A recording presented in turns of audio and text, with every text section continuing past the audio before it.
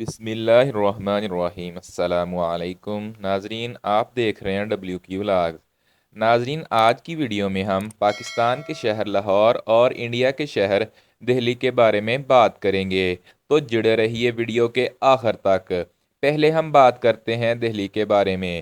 دہلی شہر اور قومی دارالحکومت۔ دہلی شہر دراصل دو اجزاء پر مشتمل ہے: پرانی دہلی شمال میں تاریخی شہر اور نئی دہلی جنوب میں۔ 1947 سے ہندوستان کا دارالحکومت 20ویں صدی کے پہلے حصے میں برطانوی ہندوستان کے دارالحکومت کے طور پر بنایا گیا۔ ملک کے سب سے بڑے شہری اجتماعات میں سے ایک دہلی ہمالیہ کے جنوب میں تقریباً 100 میل یعنی 160 کلومیٹر کے فاصلے پر دریائے گنگا کی ایک معاون دریا جمنا دریا کے کنارے بیٹھی ہے۔ قومی دارالحکومت کا علاقہ پرانی اور نئی دہلی اور آس پاس کے میٹروپولیٹن علاقے کے ساتھ ملحقہ دیہی علاقوں کو بھی شامل کرتا ہے۔ مشرق میں یہ علاقہ ریاست اتر پردیش سے جڑا ہوا ہے اور شمال، مغرب اور جنوب میں یہ ریاست ہریانہ سے جڑا ہوا ہے۔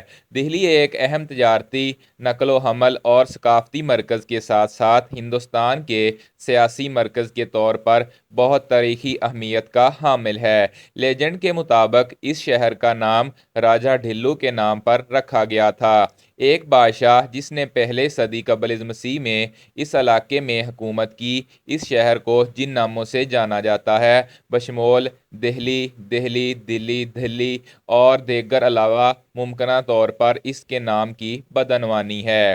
رقبہ: پرانی دلی 360 مربع میل یعنی 932 مربع کلومیٹر۔ قومی دارالحکومت علاقہ یعنی نئی دلی 573 مربع میل یعنی 1483 مربع کلومیٹر۔ دہلی طاقتور سلطنتوں اور طاقتور سلطنتوں کی جانشینی کا مرکز رہا ہے۔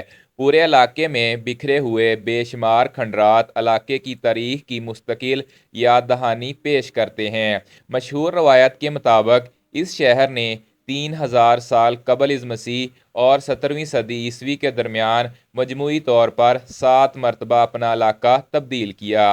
حالانکہ کچھ حکام جو چھوٹے شہروں اور مضبوط قلعوں کو مد نظر رکھتے ہیں دعویٰ کرتے ہیں کہ اس نے اپنی جگہ کو 15 بار تبدیل کیا۔ دہلی کے پہلے تمام مقامات تقریباً 70 مربع میل کے مثلث کے علاقے میں آتے ہیں، جسے عام طور پر دہلی تکون کہا جاتا ہے۔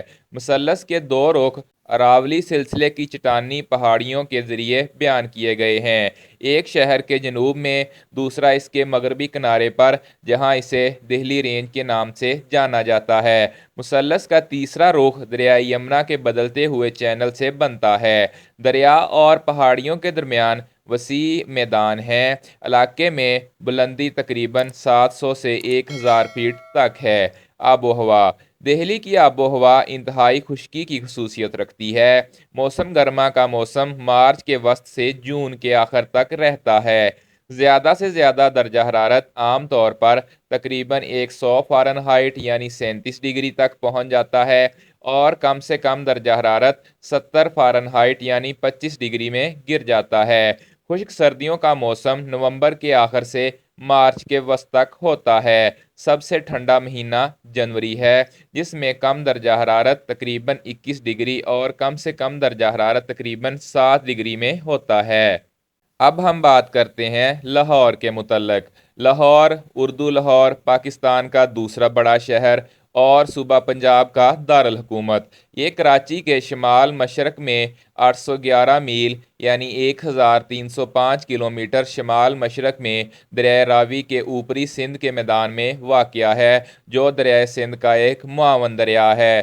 مسلم دور سے پہلے کی آبادکاری کی تاریخ کے بارے میں بہت کم معلومات ہیں۔ ہندو لیجنڈ لاہور کی بنیاد لاوا یا رام کے بیٹے لو سے منسوب کرتی ہے، جس کے لیے کہا جاتا ہے کہ اس کا نام لوہار رکھا گیا تھا۔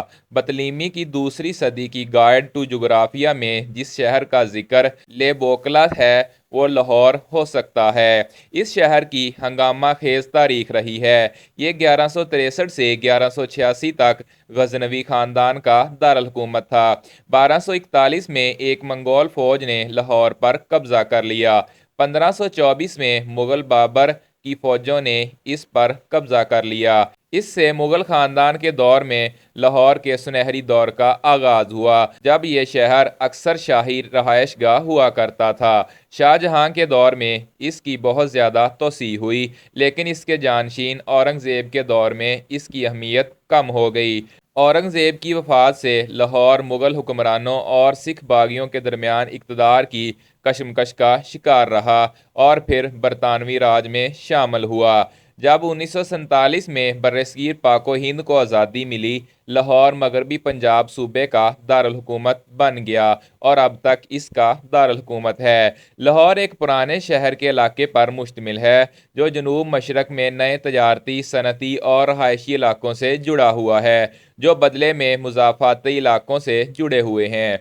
पुराना शहर एक वक़्त में एक दीवार और खाई से घिरा हुआ था, लेकिन इन ढांचे को शिमाल के अलावा पार्कलैंड्स ने तब्दील कर दिया।